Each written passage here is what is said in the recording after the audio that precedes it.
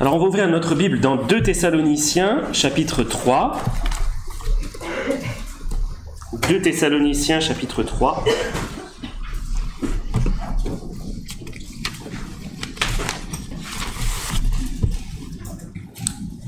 Et avant de commencer, on va prier.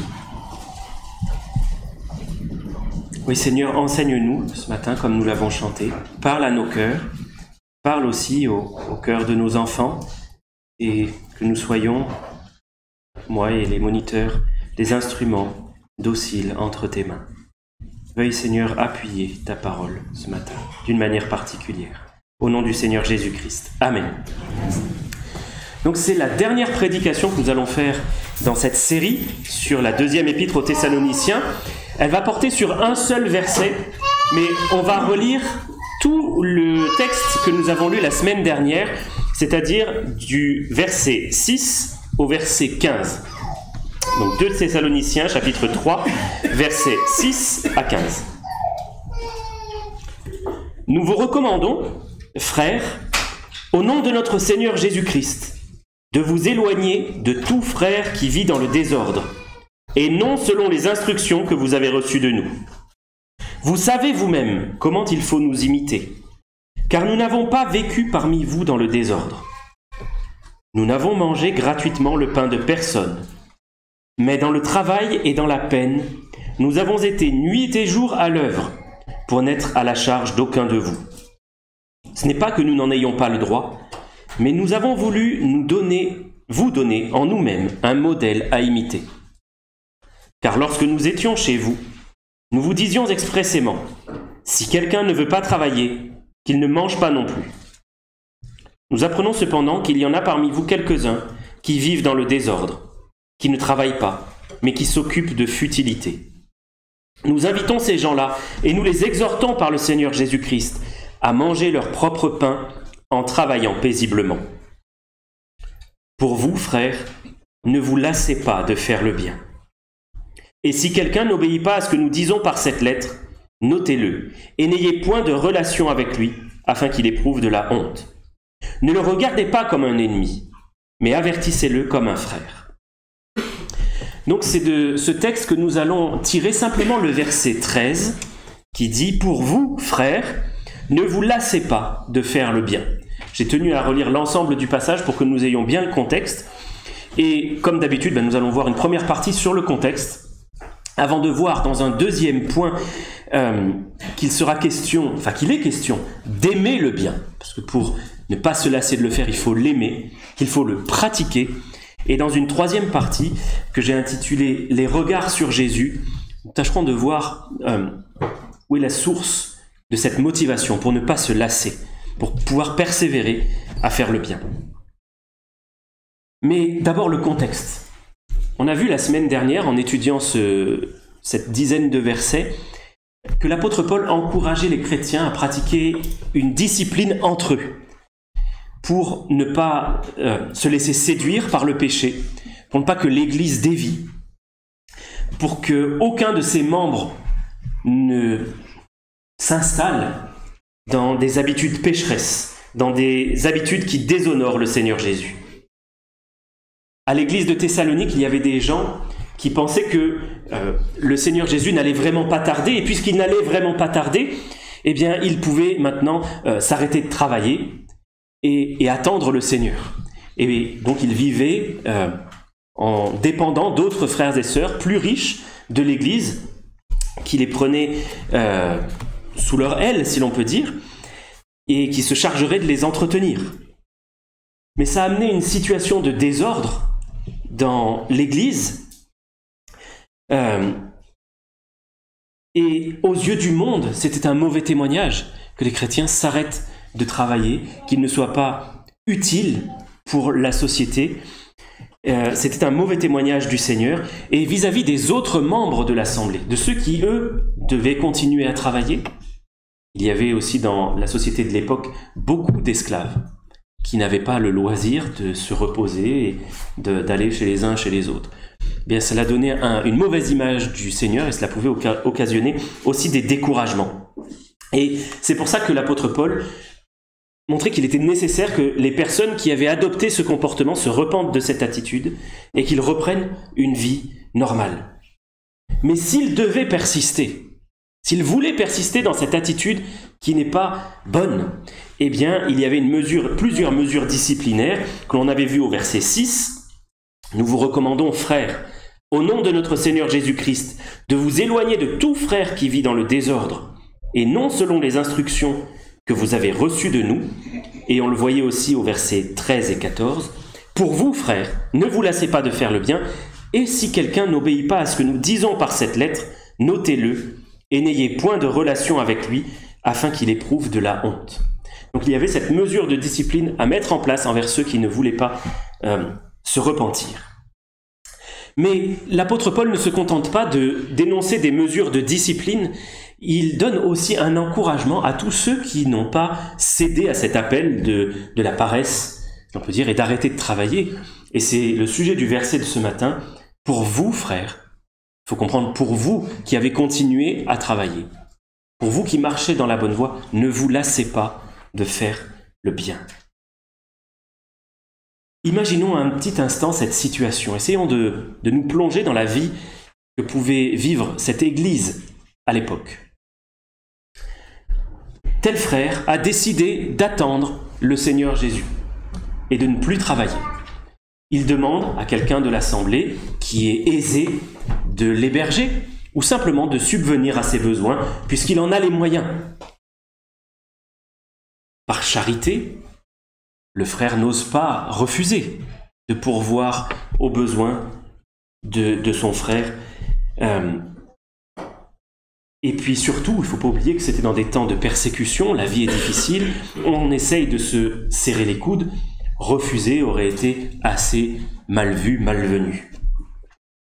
Et puis vient la lettre de l'apôtre Paul qui demande aux frères et sœurs de l'Église de ne plus accepter cette situation-là et d'enjoindre aux frères et sœurs de reprendre une vie normale.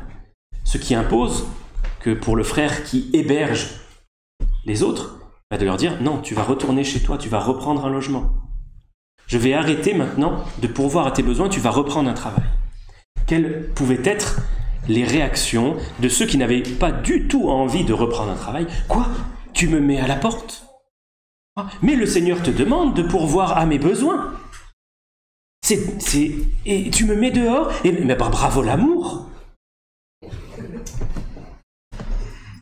Mettons-nous à la place maintenant de celui qui a entretenu son frère, sa sœur, pendant tout ce temps-là, qui a pourvu à ses besoins, qui lui a offert peut-être un logement, et qui entend de tels reproches, après avoir généreusement offert de ses revenus, de son toit, de sa nourriture. Est-ce qu'il n'aurait pas des raisons d'éprouver de la lassitude? Se dire, j'ai fait tout cela, et c'est comme ça que l'on me remercie. On pourrait comprendre qu'il se pose un certain nombre de questions après ça. À quoi ça sert que je fasse le bien, puisqu'on finit par me faire des reproches? Imaginons maintenant dans la vie de l'Église, comment cela a pu se passer, parce qu'il y en avait dans l'Église qui avaient continué à travailler, d'autres dont la vie était véritablement difficile, des esclaves, et puis d'autres qui n'étaient pas forcément esclaves, qui étaient des travailleurs libres, mais qui travaillaient durement, qui n'avaient pas cessé de travailler. Ils gagnaient difficilement leur vie, et ils pouvaient voir un certain nombre de frères et sœurs dans l'Église qui avaient décidé de ne plus rien faire, pendant qu'eux vivaient une vie difficile. N'avaient-ils pas, eux aussi, des raisons d'éprouver une certaine lassitude et de se dire « Eux, ils ont arrêté de travailler. Pourquoi est-ce que moi, je ne m'arrêterais pas un petit peu aussi ?» Il y avait de quoi se sentir lassé, je crois. Dire « Moi aussi, je voudrais faire comme eux, après tout. » Et puis baisser les bras. Voilà pour le contexte de notre passage. Et nous pouvons étendre ces instructions, ce qui nous est dit ici, à nos propres cas. Les situations seront certainement très différentes, mais nous pouvons rencontrer tout un tas de situations dans lesquelles nous pouvons nous lasser de faire le bien. Ça sert à rien. Je vois pas de fruits. Ça fait longtemps que j'essaye d'apporter une bénédiction, mais rien ne change. Et puis après tout, eux le font. Pourquoi pas moi? Si on ajoute à ça un cœur qui est naturellement égoïste, et le fait que faire le bien, faire preuve d'amour, c'est quelque chose qui est coûteux. Si ça ne coûte pas en argent, ça va coûter en effort. Eh bien, nous avons toutes les raisons du monde d'arrêter de faire le bien, de nous lasser. Après peut-être être bien parti, finalement baisser les bras et petit à petit, ne plus pratiquer le bien tel que nous le faisions au début de notre vie chrétienne. Et c'est pour ça qu'il y a cet encouragement dans la parole, frère, ne vous lassez pas de faire le bien. Ne nous lassons pas de faire le bien. Je veux préciser, et c'est le début de notre deuxième partie, qu'il ne s'agit pas ici de faire le bien pour acheter notre salut. Notre salut est gratuit. Le Seigneur Jésus nous l'offre par pure grâce. Mais il s'agit ici des œuvres qui découlent du salut. On va regarder ensemble dans Éphésiens chapitre 2. Éphésiens chapitre 2, les versets 8 à 10, qui nous expliquent très bien cela. Éphésiens 2, versets 8 à 10, nous dit que c'est par la grâce que vous êtes sauvés, par le moyen de la foi. Et cela ne vient pas de vous, c'est le don de Dieu. Ce n'est point par les œuvres, afin que personne ne se glorifie. Donc notre salut n'est pas par les œuvres. Ce n'est pas parce que nous faisons le bien que nous serons sauvés. Mais c'est par la foi au Seigneur Jésus-Christ, qui a ôté tout sujet de nous condamner. Et au verset 10, il est dit « Car nous sommes son ouvrage, ayant été créés en Jésus-Christ pour de bonnes œuvres, que Dieu a préparées d'avance, afin que nous les pratiquions. » Le salut nous introduit dans une nouvelle vie. Nous avons été créés en Jésus-Christ. Ceux qui croient ont été créés en Jésus-Christ pour pratiquer de bonnes œuvres. Mais le salut est avant ces œuvres-là. Et quelque part, on le voit, on a été créés en Jésus-Christ pour de bonnes œuvres. C'est le but que Dieu nous assigne. Pratiquer de bonnes œuvres pour sa gloire, pour faire le bien. C'est en quelque sorte dans l'ADN du chrétien, de chercher à faire le bien. Avant de connaître le Seigneur, souvent nous ne le savions même pas, mais nous vivions dans les ténèbres et nous étions ennemis de Dieu. Nous pratiquions le mal et nous aimions cela. Mais nous n'appelions pas cela du mal. Mais lorsque nous avons connu la lumière, lorsque nous avons été appelés à son admirable lumière, les choses nous sont apparues différemment. Le bien a pris un relief différent. Et tout ce que nous appelions bien avant est devenu plus terne. Ça, c'est l'expérience que nous sommes censés faire lorsque nous expérimentons ce qu'est la nouvelle naissance. Il y a une nouvelle nature que Dieu implante en nous et qui nous fait voir les choses différemment. Mais ça nous amène à nous poser des questions. Est-ce que j'aime le bien? Ce que Dieu appelle le bien.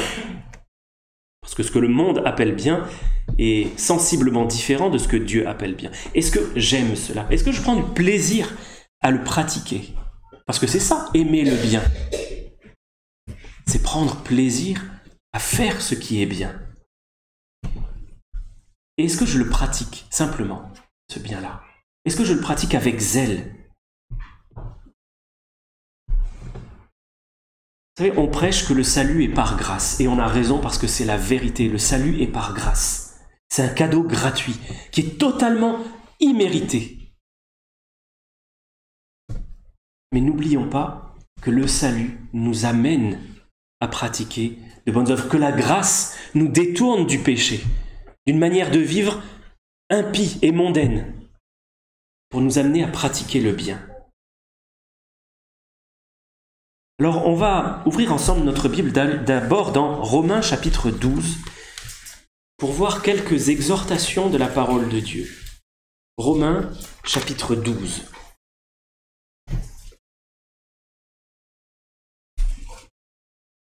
D'abord, nous lirons le verset 9. Romains 12, 9. Que l'amour soit sans hypocrisie. Ayez le mal en horreur. Attachez-vous fortement au bien. Là, nous sommes appelés à faire un double mouvement de répulsion, de rejet du péché, de rejet de tout ce qui est mal, et en même temps nous attacher fortement à ce que Dieu appelle le bien. Méditer au sujet de ce qui est bien, le chérir et le pratiquer. Nous y attacher fortement. Et nous pouvons examiner nos motivations. Est-ce que je cherche à faire ce qui est bien pour mon prochain? Quand j'agis de cette manière, est-ce que je cherche le bien? Ou est-ce que je cherche simplement mon bonheur et mon intérêt? Maintenant, regardons toujours dans Romains 12, le verset 14 d'abord. Il nous est dit, bénissez ceux qui vous persécutent. Bénissez, ne maudissez pas. Alors là, ça prend un relief encore plus particulier, profondément évangélique. Bénissez, faites du bien, c'est cela, souhaitez du bien et faire le bien, c'est ça bénir. Lorsque nous disons que Dieu te bénisse, bien nous souhaitons que Dieu dise du bien et fasse du bien à l'autre. Bénissez, ne maudissez pas, bénissez même ceux qui vous persécutent, même ceux qui vous font du mal. Regardons maintenant les versets 17 à 20. Ne rendez à personne le mal pour le mal. Recherchez ce qui est bien devant tous les hommes. S'il est possible, autant que cela dépend de vous, soyez en paix avec tous les hommes. Ne vous vengez point vous-même, bien-aimés, mais laissez agir la colère, sous-entendu la colère de Dieu. Car il est écrit, « À moi la vengeance, à moi la rétribution, dit le Seigneur. » Mais si ton ennemi a faim, donne-lui à manger. S'il a soif, donne-lui à boire. Car en agissant ainsi, tu amasseras des charbons ardents sur sa tête. J'ajoute le verset 21. Ne te laisse pas vaincre par le mal, mais surmonte le mal par le bien. Ce sont des paroles profondément évangéliques. Et je voudrais les mettre en parallèle avec ce qu'a dit le Seigneur dans Matthieu chapitre 5, s'il vous plaît. Matthieu chapitre 5, nous allons lire un passage un petit peu long. Il vaut mieux que ce soit le Seigneur qui parle plutôt que moi. Matthieu chapitre 5, versets 38 à 48.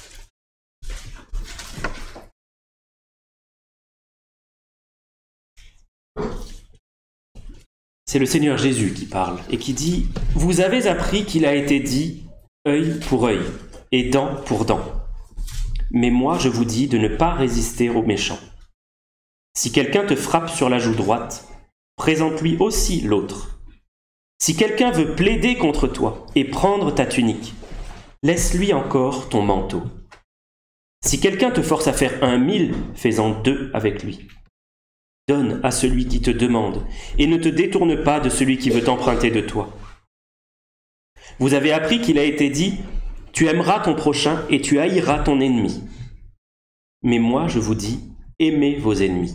Bénissez ceux qui vous maudissent, faites du bien à ceux qui vous haïssent, et priez pour ceux qui vous maltraitent et qui vous persécutent, afin que vous soyez fils de votre Père qui est dans les cieux. Car il fait lever son soleil sur les méchants et sur les bons, et il fait pleuvoir sur les justes et sur les injustes. Si vous aimez ceux qui vous aiment, quelle récompense méritez-vous? Les publicains n'agissent-ils pas de même? Et si vous saluez seulement vos frères, que faites-vous d'extraordinaire? Les païens n'agissent-ils pas de même? Soyez donc parfaits, comme votre Père céleste est parfait. Nous avons là un texte qui met en opposition 2 sortes de biens, 2 sortes d'amour. Il y a le bien selon les hommes, le bien qui fait du bien à ceux qui font du bien. C'est-à-dire, je vais rendre l'appareil à ceux qui m'ont fait du bien. Et il y a le bien selon Dieu, qui va bénir même ses ennemis, qui va aller chercher même les plus éloignés, qui va faire pleuvoir, et nous avons tant besoin de pluie, sur les méchants comme sur les bons. Vous imaginez s'il y avait des sortes de nuages à trous qui ne faisaient pleuvoir que sur les bons? Il ne pleuvrait pas beaucoup. Hein. Le soleil fait aussi resplendir son soleil au-dessus de nos têtes à tous, son soleil. Si nous sommes chrétiens, nous croyons en un amour semblable à celui-là. Nous croyons que nous avons été ennemis du Seigneur. Nous croyons qu'il est venu nous chercher, qu'il nous a attirés par son esprit, alors que nous étions ses ennemis. On croit en un amour qui a été gratuit. Il n'a pas attendu qu'on donne en premier avant de nous donner. À moins qu'on ait la prétention d'être meilleur que ce que dit la parole de Dieu, qui nous déclare ennemis de Dieu. Et nous sommes au bénéfice d'un tel amour, un amour qui va chercher ceux qui ne le méritent pas, qui va bénir ceux qui sont les plus imméritants. Regardez avec moi, s'il vous plaît, 1 Jean chapitre 4 et verset 11. 1 Jean chapitre 4, verset 11.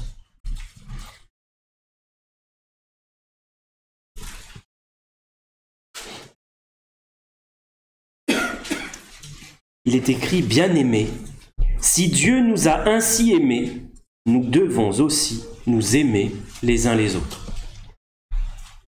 Parce que nous avons connu l'amour de Dieu, et c'est le sujet de tout ce chapitre de l'épître de Jean, si nous avons connu l'amour de Dieu, et nous devons le vivre et le manifester. Si nous avons connu cet amour qui se manifeste envers des ennemis, envers des perdus, envers des impies, c'est-à-dire nous, et nous devons le manifester à notre tour envers ceux qui pourraient se manifester comme nos ennemis. Nous devons chercher à les bénir. Et c'est quelque chose, c'est une œuvre dans laquelle le Seigneur a pris plaisir. Je prends plaisir à la miséricorde, a-t-il dit. Est-ce que nous pouvons en dire autant? Prendre plaisir à faire grâce et à bénir. Et dans notre texte de ce matin, nous sommes appelés à ne pas nous lasser de bénir, ne pas nous lasser de faire le bien. Parce que notre Sauveur ne s'est pas lassé de faire le bien. Et au contraire, il est allé jusqu'au bout. On va regarder dans Hébreux 12, s'il vous plaît, les 3 premiers versets. Hébreux, chapitre 12,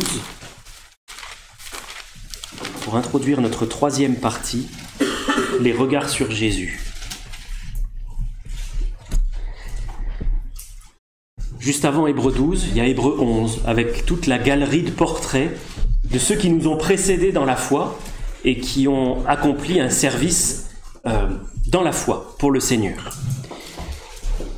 Et après toute cette galerie de portraits, nous sommes appelés à porter nos regards vers le plus grand. Nous donc aussi, puisque nous sommes environnés d'une si grande nuée de témoins, rejetons tout fardeau et le péché qui nous enveloppe si facilement, et courons avec persévérance dans la carrière qui nous est ouverte, ayant les regards sur Jésus, qui suscite la foi et l'amène à la perfection, en échange de la joie qui lui était réservée. Il a souffert la croix, méprisé l'ignominie, et s'est assis à la droite du trône de Dieu. Considérez en effet celui qui a supporté contre sa personne une telle opposition de la part des pécheurs, afin que vous ne vous lassiez point, l'âme découragée. Ceux à qui était destinée cette lettre étaient découragés par la persécution. Et l'auteur de la lettre leur dit, mais regardez Jésus. Regardez Jésus, courez et regardez Jésus. Vous avez un trajet à accomplir, vous ne savez pas à quel moment sera la ligne d'arrivée, mais courez. Courez et gardez les yeux fixés sur lui. Vous pouvez être tentés, et nous le sommes tous, de regarder aux hommes, et dans un certain nombre de cas, les héros de la foi. peuvent être pris en exemple. L'apôtre Paul lui-même disait « Imitez-moi comme de la même manière que j'imite Christ ». Mais en fin de compte, nous sommes appelés à avoir les regards fixés sur Jésus. Et je veux relever deux choses. Notamment qu'il a méprisé l'ignominie dans ma version. Ce qui veut dire qu'en fait, il a méprisé le mépris qu'on lui vouait. Il a été extrêmement méprisé, le Seigneur, pendant tout son pèlerinage terrestre, et même encore aujourd'hui, bien des gens le méprisent. Vous pouvez à la rigueur dire que vous êtes chrétien, mais si vous prononcez le nom de Jésus, là, il y a une honte sur vous. Ce mépris qu'on lui vouait, le Seigneur l'a méprisé. Il n'en a pas tenu compte. C'était rien, ce mépris. Qu'est-ce qu'il avait en ligne de mire? La joie qui lui était réservée. C'est intéressant de noter que le Seigneur avait lui-même une espérance. Alors qu'il est 100% Dieu, 100% homme, il a quand même gardé une espérance, la joie qui lui était réservée dans le ciel. Et l'on sait, si l'on a lu les récits des évangiles, à quel point la perspective de passer par la croix le remplissait d'effroi et d'angoisse. À tel point qu'il en a sué du sang. Mais il a gardé en tête la joie qui lui était réservée. C'est-à-dire que l'idée même de la récompense habitait le Seigneur. Ce n'est pas quelque chose de vénal ou d'intéressé que d'avoir en ligne de mire la récompense que le Seigneur nous promet. Et il promet une récompense à ceux qui pratiqueront le bien. Si nous sommes des enfants du Seigneur et que nous pratiquons le bien, nous en aurons une récompense auprès du Seigneur. Regardons encore que le Seigneur ne s'est pas lassé dans Ésaïe 42. Nous allons regarder dans Ésaïe 42 les 4 premiers versets.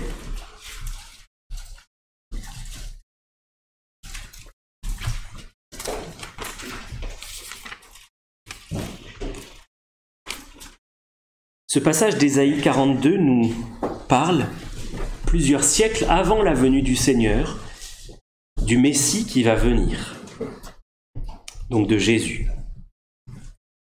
Et le prophète parle, donne la parole de l'Éternel et il dit « Voici mon serviteur que je soutiendrai, mon élu en qui mon âme prend plaisir.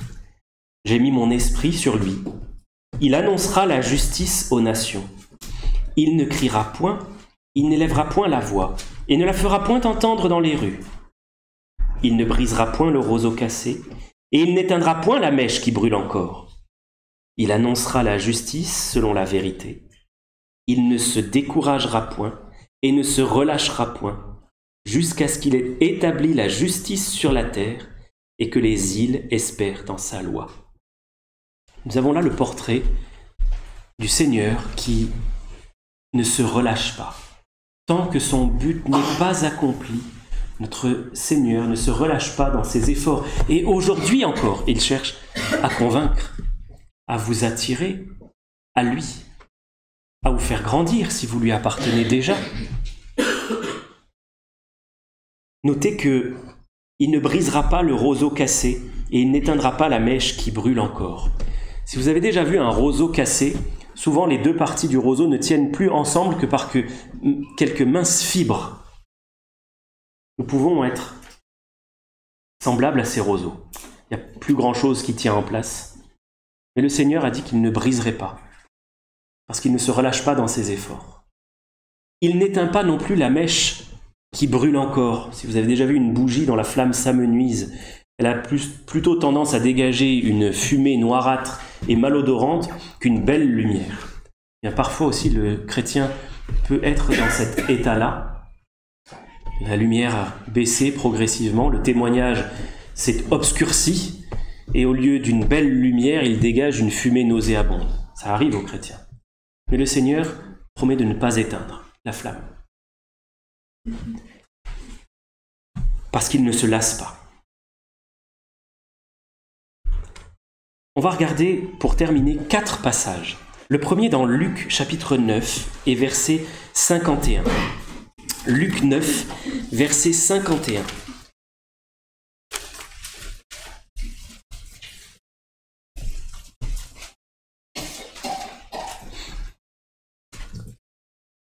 il est écrit que lorsque le temps où il devait être enlevé du monde approcha, Jésus prit la résolution de se rendre à Jérusalem.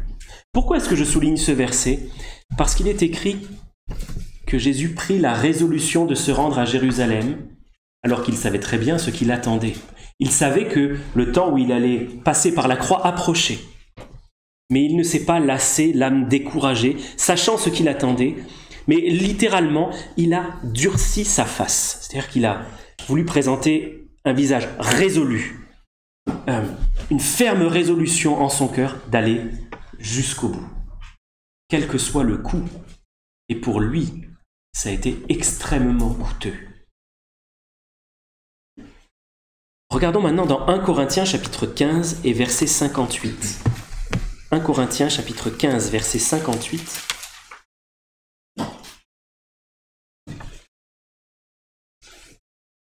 Un passage qui s'adresse à nous. Et il nous est dit: ainsi, mes frères bien-aimés, soyez fermes, inébranlables, travaillant de mieux en mieux à l'œuvre du Seigneur, sachant que votre travail ne sera pas vain dans le Seigneur. Ne nous décourageons pas et travaillons encore. Regardons dans Jacques chapitre 5, versets 7 et 8. Jacques chapitre 5, versets 7 et 8.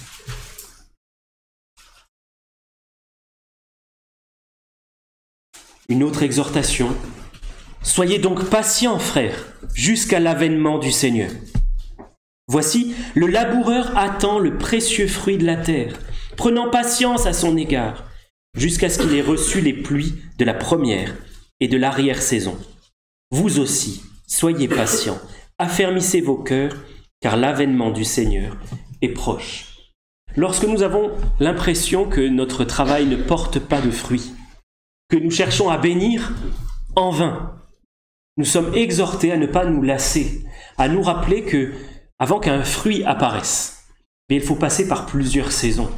Il y a la saison des labours, la saison des semailles, une saison de croissance. Parfois peut être longue. Vous savez que certaines graines ne vont pousser, ne vont germer qu'après avoir passé 1 ou 2 hivers sous terre. Et parfois plus. Parfois il nous faut du temps avant de voir simplement un germe. Et plus tard un fruit. Et je termine avec Galates chapitre 6, verset 9.